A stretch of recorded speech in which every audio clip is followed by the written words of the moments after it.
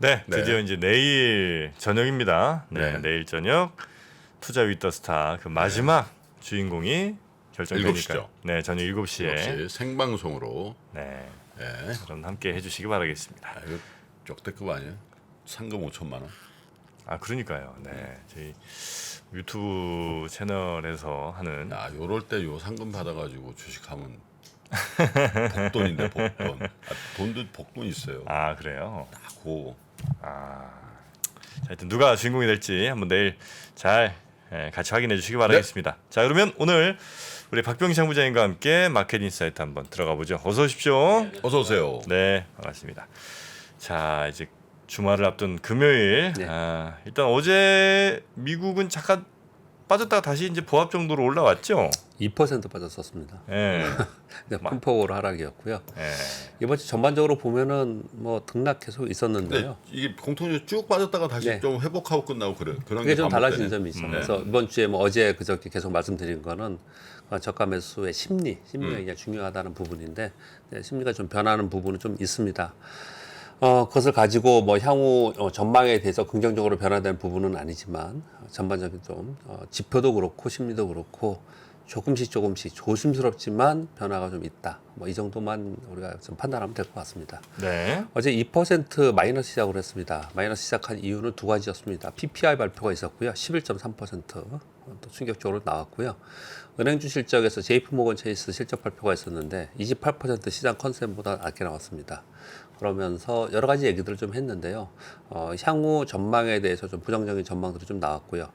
뭐 금융위기급은 아니다라고는 하지만 그래도 좀 대비를 해야 되지 않을까라고 얘기를 하면서 대선 충당금을 많이 쌓은 부분이 순이익에 영향을 주었다 이렇게 좀 되고 있습니다. 네. 그러면서 2% 하락을 시작했는데요. 중간에 그 TSMC 실적 발표가 있었습니다. 그러면서 기술주가 다 올라왔어요. 전반적으로 올라왔다 이렇게 보시면 될 것 같고 기존 악재에 조금씩 둔감해지고 있다라는 부분이 좀 특징이다라고 보시면 될 것 같고요. 가장 중요한 특징은 달러인더스가 더 올랐습니다. 108입니다. 우리 원화가 역의 환율에서 1,317원까지 올라왔습니다. 우리 시장이 뭐 이 환율을 보면은 우리 시장이 뭐 올라갈 수가 있는 그런 상황이 아니에요. 근데 이제 환율 부분하고 주가 지수하고 시장하고 연계해서 좀 말씀 좀 드리면요. 시장이 환율이 올라가는 즉 원화 약세가 되는 구간에서 외국인들이 만일 매수로 전환을 하면은요. 뭐 일시적이다라고 판단할 수도 있겠지만 환율 고점을 판단하면서 반대 포지션을 취할 수도 있습니다. 그래서 환율과 외국인들 거래를 늘 좀 주시할 필요가 있다. 그렇게 보시면 될 것 같습니다. 네. 그리고 두 번째의 특징은 원자재 가격이 급락했습니다. 달러인더스가 많이 오르면서 경기 침체 얘기를 하면서 주요 원자재 가격이 추가적으로 하락하는 그런 특징을 좀 보였고요. 국제 고물 가격도 같이 하락을 했습니다. 실적 시즌에 들어왔습니다. 그래서 시황은 주요 기업의 실적 발표로 인해서 등락하고 있는 그런 상황이다라고 보시면 될 것 같고요. TSMC 실적, 호실적 발표했고 가이던스도 좋게 발표를 했어요. 그러면서 어제 필라델피아 반도체 지수가 2% 상승을 했고요. TSMC가 3.8% 상승, 퀄컴이 4.6%, 애플이 2%, 주요 IT에 있는 빅테크들은 1% 정도 상승을 했고요. 아주 뭐 큰 폭으로 상승은 아니었고 그렇지만 저가로부터 반등을 하면서 나스닥이 0.03으로 보합권에 마감을 했습니다. 마이너스 2%에서 강보합으로 마감을 한 겁니다. 그러니까 이제 상당폭 저가 매수가 있었다. 그렇게 이해하시면 될 것 같습니다. 네. 우리 시장이요? 우리 시장 어제 옵션 만기였습니다. 그래서 수급으로 보면은 옵션 만기 영향을 많이 받았습니다. 어제 금융투자가 6천억 정도 순매도였고요. 프로그램 매도였습니다. 그래서 어제 국내 기관들이 5,335억 순매도로 잡혀 있습니다. 반면에 마지막에 비차익 프로그램 매수로 외국인들이 좀 들어왔습니다. 외국인들은 약 4천억 정도 순매수 들어왔습니다. 그런데 이 부분은 제가 이렇게 구분해서 맨날 말씀을 드리지 않습니까? 근데 금융투자의 매수는 미니선물 연계된 거래이기 때문에 지속적으로 가져가는 롱텀 자금들이 아니에요. 롱텀 매수가. 그래서 뭐 쭉 한 2, 3일 동안 쭉 매수했다가 어느 순간 되면 또 매도하고 계속 그래요. 그래서 네. 금융투자의 매수로 인해서 시장의 방향이 결정되는 건 아닌데 시장이 거래대금 거래량이 줄어들면서 프로그램 매수에 의해서 웹도덕 현상이 좀 발생될 수 있는 네. 부분이 좀 시장에 있습니다. 근데 어제 상대적으로 코스피가 0.27% 하락하고 반면에 코스닥은 0.38% 상승을 한 것은 옵션 만기 영향이 컸다라고 보시면 될 것 같고요. 네. 어제 ETF 리밸런스도 같이 있었습니다. 그래서 뭐 구체적으로 어떤 종목들 사고 팔았는지는 뭐 오늘 좀 봐야 되지만요. 제가 이제 아침이기 때문에 그거 못 봤고요. 섹터별 수급이 좀 변화가 있었다라는 것입니다. 우리 시장도 미국 시장하고 시황에 말씀드린 거하고 좀 비슷하게요. 환율이 장중에 여전히 상승을 계속 하고 있습니다. 그러면 외국인들이 지금 매도를 하고 시장이 하락하고 그러잖아요. 그렇죠. 그런데 보면은 우리 시장도 외부 악재에 비해서 시장이 좀 선방하는 느낌이 좀 있죠. 종목별로 변동성이 굉장히 크지만 시장 전체는 좀 선방하는 그런 모습을 좀 나타내고 있습니다. 그래서 우리 시장이요? 예, 미국도 그렇고 우리나라도 그렇고요. 예, 그래서 악재에 비해서는 선방하고 있다. 예, 그래서 이런 게 심리가 변하면서 딱 꺾어서 올라가야 되는데 아직 꺾어서 못 올라가니까 야, 이건 아직 아니야. 라고 하는 것이 더 무게감이 실리죠. 그러니까 시장은 전반적으로 더 확인하겠다라는 심리가 더 있는 것이고요. 네, 그 정도 보시면 좀 될 것 같습니다. 네. 뭐 시황 전망이나 이런 부분들은 뭐 매일 말씀드리죠. 그래서 일단 지금 계속 시황 말씀드리면서 설명드린 바와 같이 악재에 있어요. 그래서 시장이 하락했다가 장중 반등을 하면서 아래꼬리 봉 차트를 좀 그리고 있습니다. 아까 김프로님이 이제 지적해 주신 것처럼 요즘 그러고 있습니다. 그런데 이것이 저가 매수가 들어오면서 심리가 변화된 거냐, 아니면 매물이 감소해서 그냥 이런 거냐, 뭐 의견이 분분하겠죠. 그래서 정확한 것은 확실하게 그 이후에 변화가 나타나야지 좀 결과적으로 알 수 있는 건데 지금은 그런 순간에 있다라는 정도 보시면 될 것 같고요. 그런데 저가 매수가 강하다, 뭐 이런 부분은 아닌 것 같습니다. 왜냐하면은 거래량이 지속적으로 감소되고 있습니다. 그래서 거래량, 거래 대금이 지속적으로 감소되고 있다는 부분은 심리의 반전에 의해서 매수가 들어오는 것은 아니다. 그냥 거래량이 이렇게 크지 않다 보니까 거기서 이제 등락이 좀 나타나는 것이다. 조그만 매수에도 올라가고 조그만 매도에도 내려오고 이렇다는 얘기거든요. 우리 여러분들 직접 투자하시면서 종목을 보실지 모르겠지만은 대형주도 그런데 특히 중소형주들은요. 장중 플러스 6%가 뭐 마이너스 1, 2% 끝나는 경우도 있고 네. 마이너스 한 4%, 5% 갔다가 보합에 끝나거나 플러스 2% 끝나는 경우가 많이 발생해요. 그만큼 얇다라는 거예요. 호가 갭이. 요즘 이제 그런 현상이 나타나고 있다라는 것이에요. 그러니까 그만큼 거래대금 거래량이 지속한다는 것은 시장의 침체이고 투자자들의 심리가 뭔가를 기다리고 있다는 거죠. 그 뭔가가 무엇이냐? 7월 말에 있을 다다음 주에 있을 FOMC 회의와 주요 기업의 실적 발표 요걸 기다리고 있다는 거죠. 네. FOMC 회의에서 이번에 100bp 금리 인상 얘기가 점차 무게감이 실고 있습니다. 주요 국가들의 금리 인상이 계속 이어지고 있고요. 또 CPI나 PPI 지표가 좀 높게 나오고 있기 때문에 이런 얘기들이 나오고 있는데 한편으로는 그렇습니다. 이번에 뭐 75bp 시장에서 인정하는 분위기고요. 지난번하고 비슷하게. 그리고 100bp 금리 인상이 있으면 시장이 충격을 받을 거다. 뭐 실제로 가봐야 아는 부분이긴 하지만 우리 그 봄부터 이런 얘기들을 많이 했어요. 연준이 25bp 금리상, 뭐 50bp 금리상 하지 말고 어차피 지금 물가 이렇게 급등하고 있는데 하이퍼 인플레이션이 되는데 네. 빨리 선제적으로 빨리 올리는 게 좋지 않냐라는 게 시장의 바램이었어요, 사실이요. 그런데 그렇지 않았거든요, 연준이. 그래서 연준이 실기했다 이런 표현을 많이 쓴 거거든요. 그래서 이번에 75bp든 100bp든 그 금리 인상을 이제 발표하고 나면은 거기서부터 피크아웃 될 가능성이 있다라는 시각이 상당히 있을 가능성도 있습니다. 그래서 그 양쪽으로 다 지켜봐야 되는데 여하튼 이것을 앞두고 있기 때문에 시장의 심리는 여전히 관망 심리가 있고 네. 침체 분위기 있다 이렇게 보시면 될 것 같습니다. 기술적으로는 6월 16일, 17일 날 미국의 3대 지수가 저점이었어요. 그래서 여기를 지금 밑에 근처 갔다가 아래꼬리 달고 올라오고 지금 그러고 있거든요. 근데 이걸 깨면은 추세 하락이 되는 거고 지지하면서 다시 꺾어서 올라간다는 제 표현을 시황에서 말씀드렸잖아요. 예, 꺾어서 올라가면은 야 여기 지지하는 게 아닌가라면서 투자 심리가 바뀌는 거거든요. 그래서 이걸 확인하는 것도 여전히 시장에서는 관망 심리가 더 있다 이렇게 보시면 될 것 같습니다. 한 달 전 지수인데 그거를 계속해서 지금은 지탱하고는 있는데 예. 여기 밑으로는 안 내려가고 있는데 여기서 이제 더 내려가면 깨지고 올라가면 반등이다. 추세 하락이라는 게 그런 거잖아요. 전저점을 깨고 전고점을 돌파하지 못하고 그게 추세 하락이지 않습니까? 네, 네, 네. 근데 전 저점을 돌파하느냐 안 하느냐는 전 고점을 돌파하느냐 안 하느냐는 일단 전 저점으로 지지해야 되거든요. 네. 그렇기 때문에 전 저점 지지하고 나서 심리가 바뀌어야지만 매수가 좀 들어오고 전 고점을 돌파할 수 있는 거지. 전 저점 지지를 확인을 하지 않은 상태에서는 자칫 잘못했다가는 또 전 저점 깨고 내려가면 추세적으로 더 깨고 내려가는 상황이 되잖아요. 그러니까 전부 다들 이걸 확인하겠다는 심리가 더 많다라고 설명을 드리고 있는 것입니다. 그러네요. 전저점을 깨고 갑자기 올라가는 일은 없습니까? 전저점 깨면 또 반등은 주지만 전고점을 돌파하지 못하니까 계속 추세 하락인 거죠.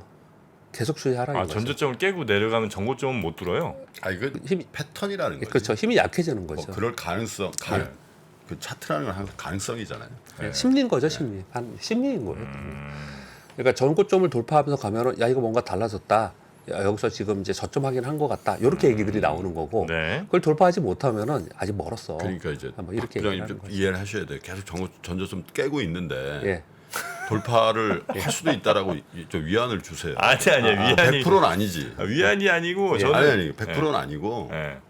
정프로 예. 100% 아니야. 가능성이 아, 이게 100%가 아니고 만약에 이게 그런 움직임이 일반적으로 있다면 네. 이제 그거를 잘 이제 우리가 염두해 둘 텐데 별로 네. 그게 의미가 없이 예. 예를 들면 뭐 일주일 안에 깬다 혹은 뭐 한 달 안에 깬다 이런 거 룰 전혀 없이 그냥 예. 내려가면 더 내려가고 올라가면 더 올라간다는 정도라면 예. 이건 배고프면 밥 먹어야 되고 밥 먹으니까 배부르다라는 거랑 무슨 차이가 있는지는 모르겠다는 거예요. 지금 말씀하시는 부분은 지금 상황을 말씀하신 거예요. 정확히 그 지금 심리는 정확합니다. 네. 아직까지 지금 지수가 전저점 깨지 않았잖아요. 네. 전고점 직전 고점 가지도 않았잖아요. 네. 모르겠다 이거죠 지금은. 네. 그런데 전저점을 자꾸 지키면서 터닝해서 올라가기 시작하면은 야 여기가 저점입니까? 좀 사봐야지. 이 심리가 이 차트는 심리예요. 심리에 의해서 수급이 변하는 것이거든요. 그래서 사람들이 소위 그래서 차트를 비판하는 쪽에서는 자기 예언적이다. 결국 사후적이다 이렇게 비판을 하는 거거든요. 네. 네. 근데 그 이후에 올라가서 터닝해서 올라가기 시작하면은 그러면 야 저점 확인했다라는 심리가 딱 저변에 확대가 돼요. 네. 그러면서 매수가 들어오면서 올라가기 시작하는 거거든요. 그게 확인이 안 되고 있다라는 표현을 드리는 겁니다. 차트 공부 한번 좀 해보겠습니다. 저도. 매매의 기술 한번 여러분 읽어보시면 어떨까요? 박병창 부장님 매매의 기술. 네.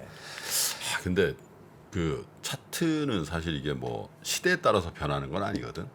네 맞습니다. 사실 10년 전 차트 공부나 똑같아요. 지금 그렇지. 똑같습니다. 심리가 바뀌나. 네. 그죠? 네. 그런데 왜 2년 전에 1년 전에 나온 책은 안 보게 될까? 다시 합시다. 차트 관련해서. 박 부장님. 차트 강의 한번 다시 한번 해봅시다. 네, 알겠습니다. 그래요? 알겠습니다. 정프로의 이런 그 질문은 이해를 하고 들으셔야 된다.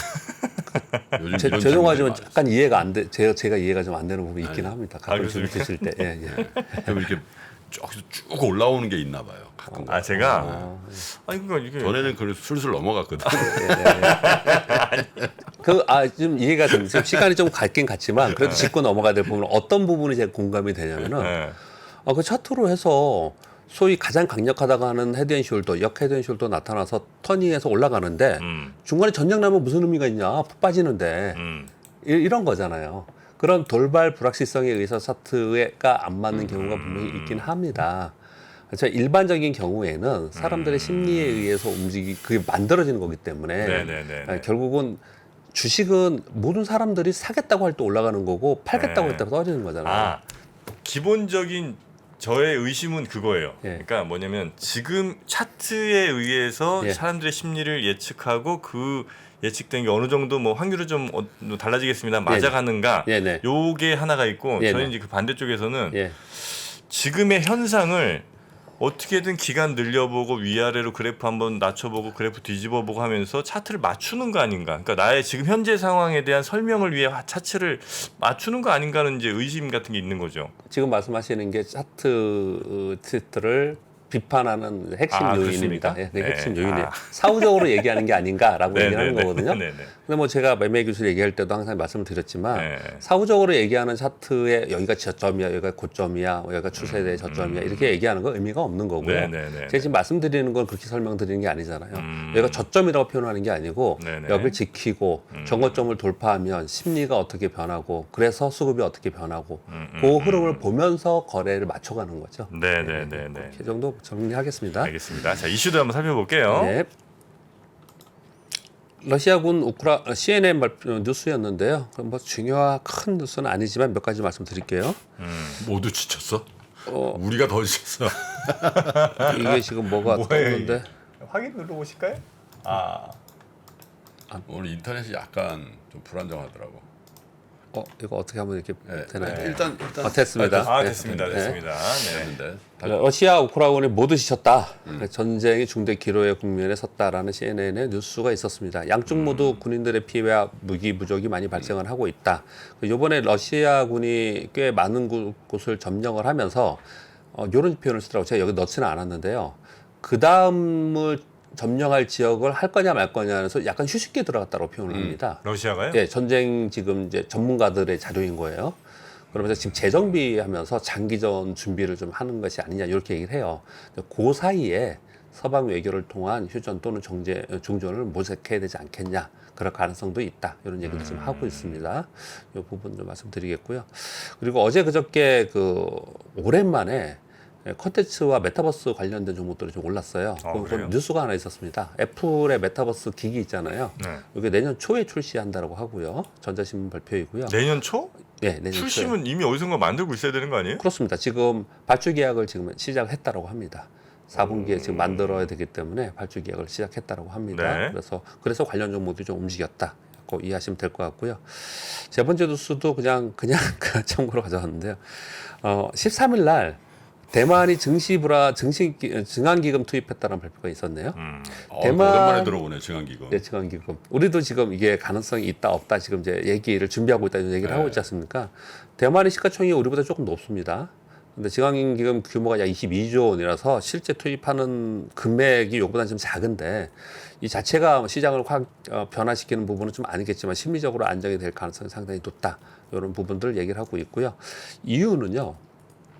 이렇게 얘기를 하더라고요. 대만의 경제 펀더멘털은 양호하게 본다. 대만에 발표한 겁니다. 그럼에도 불구하고 증안기금을 투입하는 이유는 국제 정세와 세계 경제 불확실성을 선제적으로 대비한다. 이런 얘기들을 좀 했습니다. 네.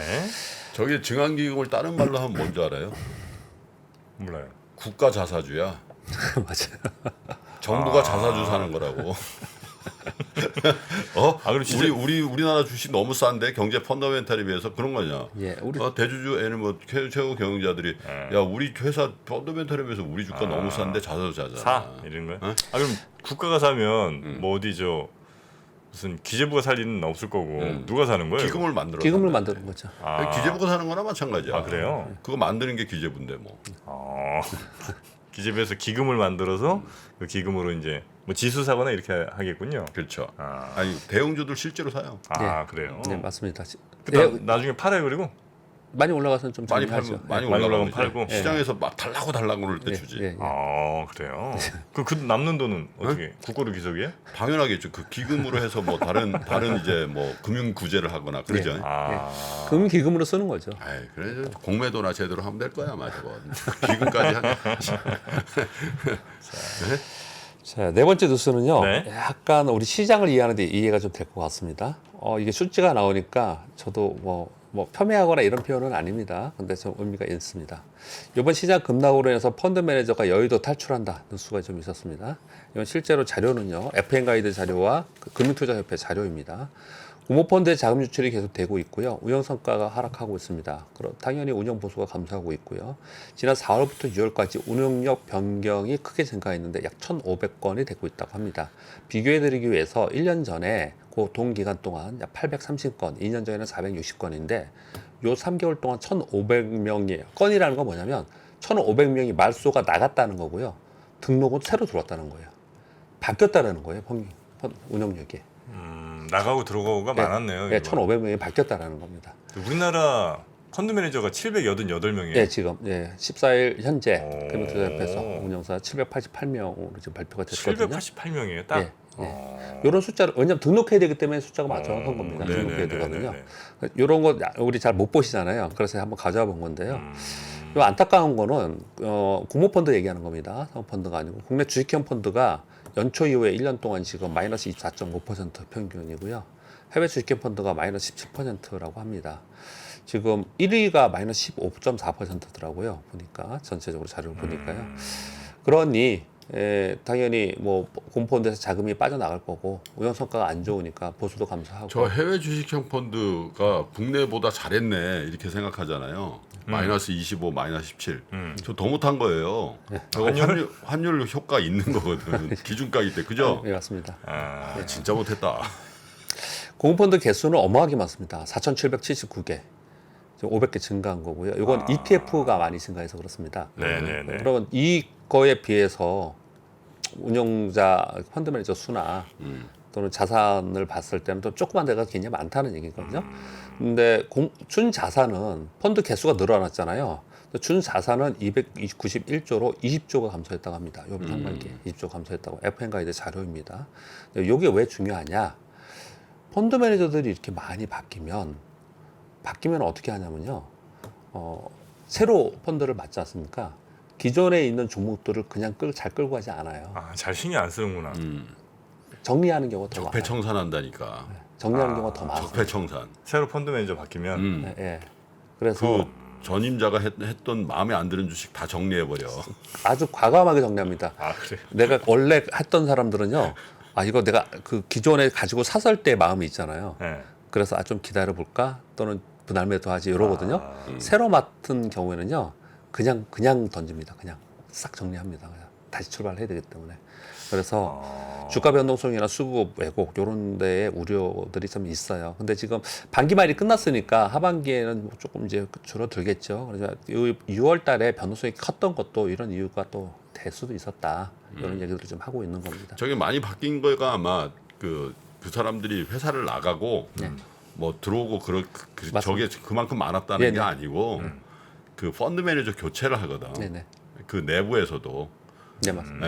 야 너 내려와 이런 식으로 그렇게 했다는 거죠. 뭐 퇴사가 저렇게 많고 뭐 입사가 저렇게 많았다는 건 그건 아닌 거 아니에요. 엄청나게 그러니까 사실 변동성이 올 상반기에 공모펀드에도 많았다라는 의미를 좀 두고 있겠고요. 네. 우리 이쪽에서 나간 분들 참고로 그냥 김프로님 말씀 주셔서 나간 분들이 어디 많이 가냐면요. 일반 기업에 많이 또 갑니다. CFO 이런 걸로. 일반 기업에 가서 뭐 IR 담당자도 가고 CF도 가고 그래요? 그런 쪽으로 많이 가고 있습니다. 펀드 매니저는 뭐 시험 봐서 하는 거예요?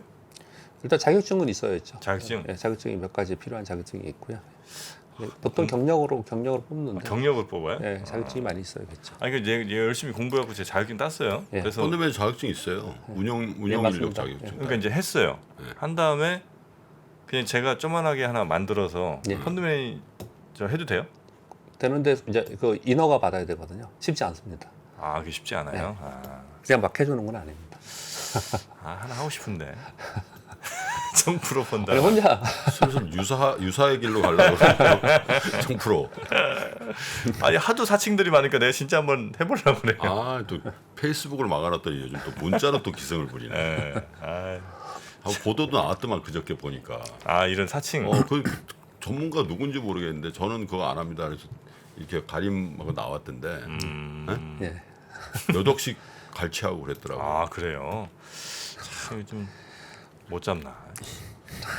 자 그리고 또 이슈 어떤 거 있습니까? 키움증권과 하나증권에서 2분기 이번 실적 시즌이잖아요. 거기 이제 전망에 대해 발표했는데 뭐 쭉 다 얘기하기보다는 중요한 포인트만 좀 짚고 넘어가겠습니다. 일단 키움증권의 요약분 우리가 알아야 될 부분 말씀드리겠습니다. 코스피 200의 2022년 연간 영업이익 전망이 223조.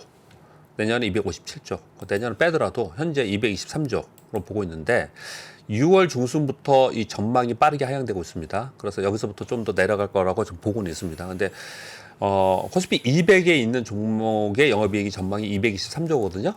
지금 우리 코스피의 시가총액이 1,840조인가 그래요. 그러니까 지금 코스피가 상당 저평가 부분으로 내려온 것을 좀 하나를 인식할 수 있겠고요. 네.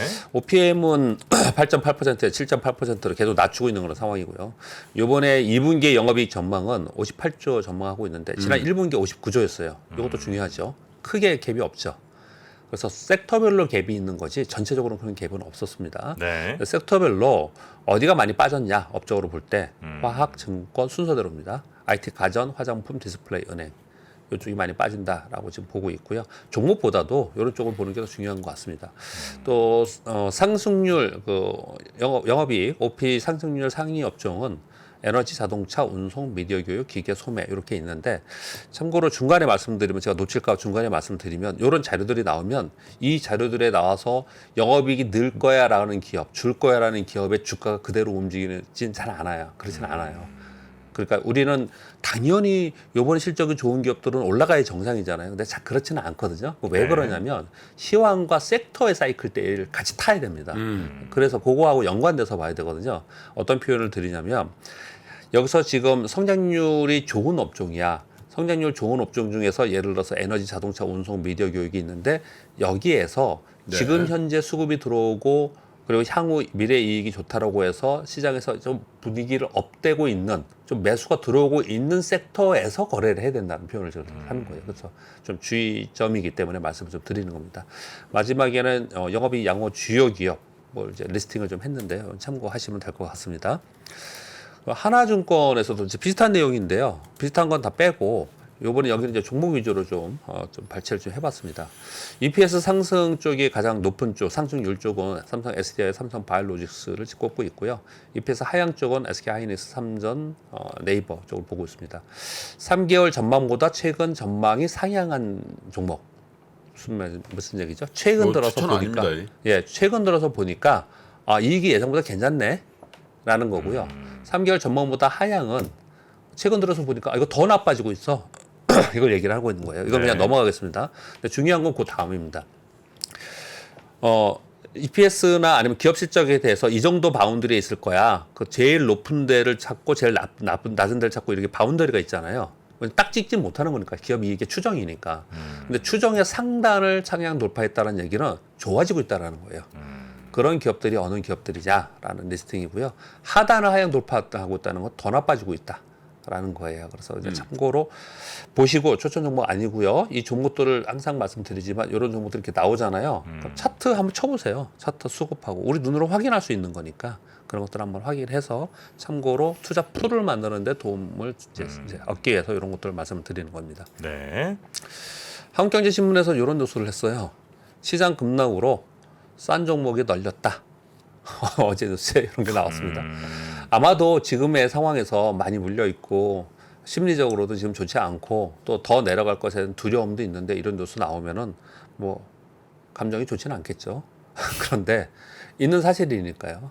시장 과매도 국면에서 저평가 종목을 속출하고 있다. 지금 현재 멀티플 PER이 3배 미만이 코스피 종목에서 30개, 5배 이하가 77개.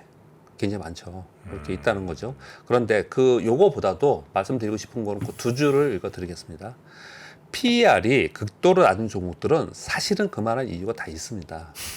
이익 성장의 지속적인 둔화나 업황의 불확실성 또는 기업 연속성에서 의심하는 그러니까 재무제표나 이런 것들을 의심하는 경우에 낮습니다. 그리고 성장 산업이 아닌 경우에 이렇게 낮아요. 그런 것들을 하면 안 되죠. 윌리엄 오딜이 항상 그런 얘기를 하죠. 책에 항상이라고 표현하는. 아무리 애가 탈 정도로 싸더라도 PR이 그렇게 계속 내려가는 거는 이유가 있다. 이렇게 표현을 많이 해요. 그래서 그런 것들에서 의심을 해야 된다는 얘기를 하거든요. 그런데 이런 뉴스에서 이런 것들을 발표하는 이유는 뭐냐면 마지막에 빨간 거 있습니다. 미래 이익 성장이 요번에 이익이 좋아요. 지금 그런 종목들이 꽤 있습니다. 내년도 좋을 거라고 하고 있어요. 그럼에도 불구하고 그냥 같이 떨어지는 애들이 있어요. 같이 떨어지는 애들. 그런 종목들을 한번 쭉 놓고서 한번 살펴보는 그런 타이밍이 되지 않았냐 이런 얘기들을 좀 하고 있는 것 같습니다. PR 싼 거 20개 중에 제게 지금 2개 있는 것 같습니다. 뭐 있어? 정프로가 이렇게 가치주를 사랑하는지 몰랐습니다. 네? 저 금호석유랑 현대두산인프라고. 그 밑에 화면은 그냥 제가 한 게 아니고 그냥 캡했던 거니까요. 뭐. PER 안 나오는 것도 많잖아. 그건 많죠. 그러니까 PR, NA 이렇게 나오는 거. 네, 그거 실제로 마이너스요. 네, 거기 한 10몇 개 될 거예요 아마. 네. 한 400배짜리도 한 2개 있고. 400배? 야, 정프로가 이렇게 가치주를 사랑하는지 몰랐습니다. 이번 한 주도 고생 많으셨는데요. 일단 7월에 사실 따지고 보면은 이제 둘째 주 이제 지나간 거잖아요. 사실은 첫 주 한 주잖아요. 얼마 안 지났는데 변화가 좀 많이 발생을 하고 있습니다. 그게 긍정적으로 보려고 하는 사람은 긍정적으로 볼 거고 어떤 사람들은 아니야 잠깐 그런 거야 휴식기야 이렇게 볼 사람들도 있고 의견은 분명히 다릅니다. 근데 팩트는 변화가 여러 군데서 변화가 되고 있다는 거거든요. 그 변화를 쭉 찾아보면서 추이를 놓치지 말고 네. 준비를 좀 하셔야 될 것 같습니다. 알겠습니다. 정프로가 사서 가치주가 된 거 아니야? 그거 가능성도 배제할 수 없죠. 가치주를 산 것 같진 않고 정프로가 고퍼에 들어가 사서 저퍼가 된 거지. 아마 그럴 거예요 아마. 이 친구들이 이 정도는 아니었거든요. 그치. 네. 자 우리 박병창 부장님 주말 잘 쉬시고요. 더 건강해진 모습으로 다음 주에 뵙겠습니다. 네, 감사합니다. 네, 고맙습니다. 미국, 중국, 러시아 이런 나라들의 움직임에 대해서 관심이 어느 정도 생겼는데 거기에서 우리는 과연 뭘까? 우리는 체스판의 말이 아니다라는 생각을 좀 해야 좋겠어요. 어떻게 생각하세요? 우리 편 누굴까를 좀 더 고민할 수 있지 않을까 싶어요. 뒤집어 질문을 해보면 그러면 아시아에는 우리 친구가 있을까요? 제가 지구본 연구소 진행하면서 사실은 되게 마음에 걸리는 이만한 짐이 하나 있어요. 우리 옆에 있는 동남아를 내가 모른다. 우리가 처해 있는 아시아라는 지역을 자꾸 방관하고 유럽이나 미국의 어떤 시각에 맞춰가지고 그런 이제 개별적인 지식 이런 것들이 묶여가지고 큰 흐름들을 만들어내는 이야기 그런 경험.